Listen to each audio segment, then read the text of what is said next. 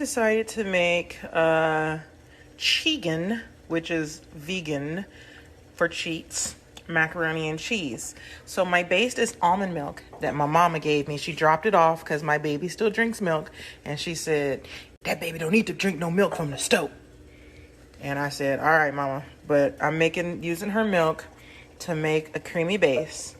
And I also added this better than bouillon because you know I love my Goya, but I wanted to use a vegetable base. I put a little bit of that in there, and that's how I got that color. Finally, for the chickens, I used a couple different cheeses. I used a Harvardy, I think if that's how you pronounce it. Danish Harvardy. Hey, Caroline. And then I used a Gouda, but I'm sure that's not how you pronounce it.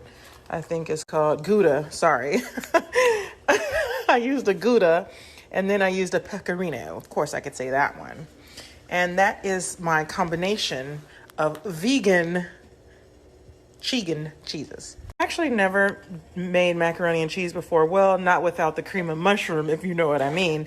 But this is a new one for me. So I'm using Bonza because I am training and I want to still stay fit. So this is made from chickpeas. It's a nice pasta. There are lots of pastas out there that don't have a ton of carbs in them, and they're really good. Pasta's in. I love Italy. I love everything about Italy. I want to make sure while I'm cooking this, I don't overcook it the way Damari Brown would. He is honestly a terrible chef. I mean, if you've seen his cinnamon rolls, you would just throw up. It's the moment of truth. Like I said, I've never actually done this before, so I'm just going to stuff my mac and cheese in there. Hopefully that'll turn out okay. We're going to add some flavors because I do like flavors. My husband isn't big on flavors. When I first introduced him to salt, he was like, wow, I never used this. He never heard of Red Hot. You know, it was some stuff we had to overcome in our relationship, but we did. We stuck in there, and we're still hanging in there. So with the flavoring, I actually added some hot sauce, pica mas. You have to be in deep to know about that. And a little black pepper. I'm not going to add salt because cheese has a ton of salt, as well as the better than bouillon that I use. So I can't take credit for the hot sauce as much as I would like to.